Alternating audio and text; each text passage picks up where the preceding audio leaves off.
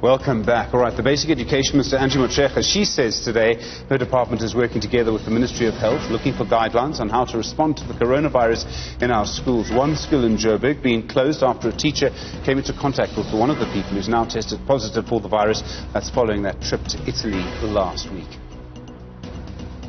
We have redirected all the inquiries to the Department of Health that is leading us on interventions. We're in constant communication with them so that we don't necessarily communicate out of hand. And then you find it's government, we say different things. But the basic things that we've advised our schools to ensure that our children wash their hands, they cover their mouths when they cough, they avoid contact with sick people. So if you have a friend who's coughing, you don't take it light. They avoid touching their eyes and ears. But it's basically the guidelines that health has circulated. We're working on them. But on how we respond, we are going to be guided by health. As you will know, that, for instance, Gauteng in the school has been closed. No one was told. The province was not told. So we communicating with our schools also to say these are the guidelines and this is what message we're getting from health.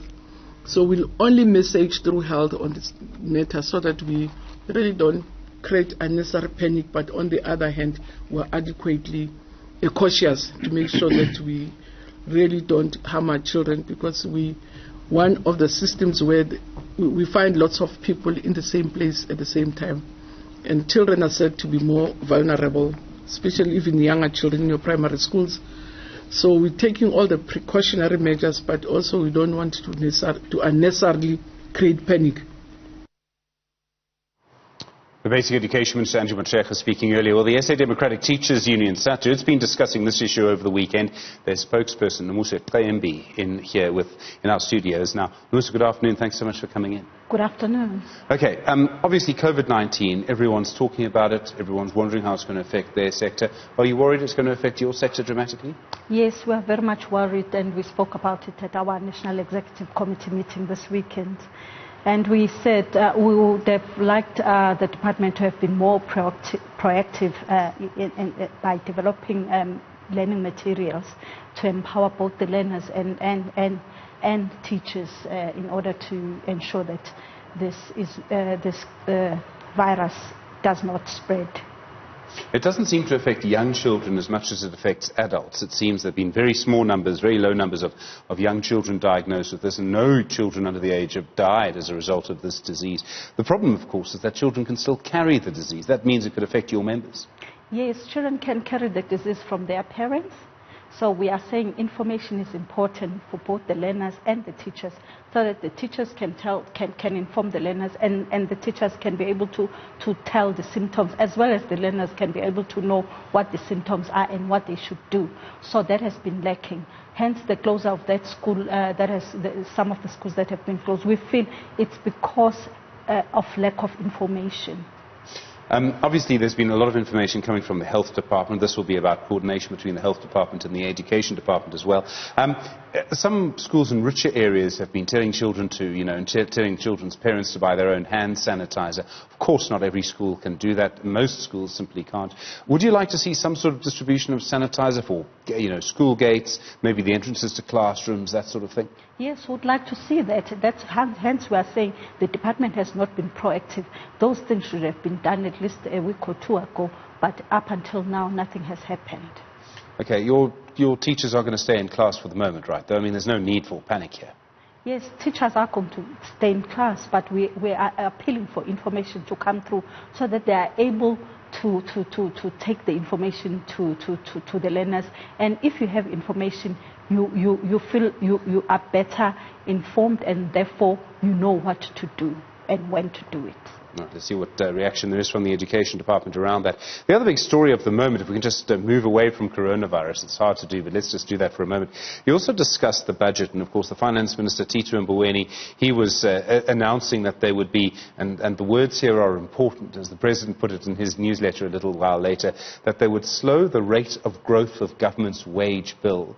In other words, they would try and basically start to put a process of perhaps capping government's wage bill, certainly beginning to stop it from rising. What's your reaction to that? We are very much worried about that because we feel that it looks as if those in the coalface, teachers, nurses and policemen, it looks like we are the ones who are going to carry the burden, because we do not hear the government talking much about those in higher, but those who are right there, who are already burdened. Our teachers are already burdened with overcrowded classrooms. We have a problem. Teachers are not enough. It is well known that teachers are not enough, and when government does not employ more teachers, it means the teachers will continue to be burdened. Are the teachers that we have spending 7 hours a day in classroom teaching? Most are. Most? Yes. You're not going to say all? I would say there are also other natural things that may cause teachers not to be in class for all, but the majority are in class on time, prepared and teaching. Okay, the other big issue that unions are involved in COSATU as well as Eskom, there was the proposal, it seemed to come from Eskom, that would see that money would go from the government workers, the PIC, the Public Investment Corporation, so government workers' pensions money, including teachers' pensions money, that would go into Eskom to help pay back Eskom's debt. Are you supporting that plan? You seem to be a little concerned about the way the media has portrayed it, and it's a complicated plan to portray, if I may say. Yes, it has come from our federation, COSATU. We were not happy with the fact that the media has misrepresented it by saying that it is a bailout. It is a form of investment. We know PIC invests in many businesses, and some of which are folding. And COSATU was trying to say, if PIC is in charge of workers' money, they should invest in things that would ensure that the country develops. No one seriously expects Eskom to be a good investment in the longer term, though. I mean, there's what they call the utility death spiral, and that means that you know, according to one view, you'd put money in, you get nothing out, and that the money would be gone. Obviously, it's not a blank check.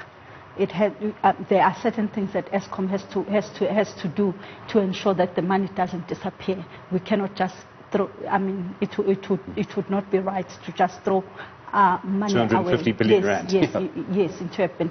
So there are certain things that Eskom has got to do, and it's a proposal. It is the person who has got to decide at the end of the day. It is the PIC.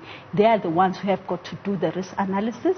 But we are saying, COSATU is saying, it is prepared. If that risk analysis says it can be done, COSATU is saying, let it be done. But, so you'd be happy to see your members' pensions going to Eskom. You would be happy with that?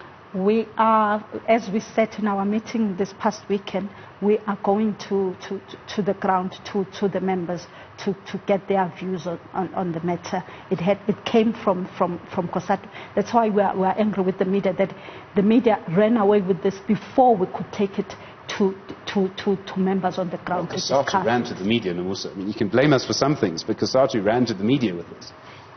The media just chooses what to pick. And I was very happy to do every interview going. Come on. Why this is important is that it seems to me that there might be a chance that your members might reject this plan. They might join Fiducia in rejecting this plan. It may be possible, but it's democracy.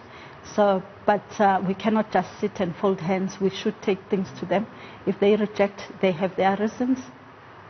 Nomusa Cembi, I hope you'll still shake hands with me after this in this time of COVID-19. Thank you very much indeed. Thank you. Spokesperson for the South African Democratic Teachers Union.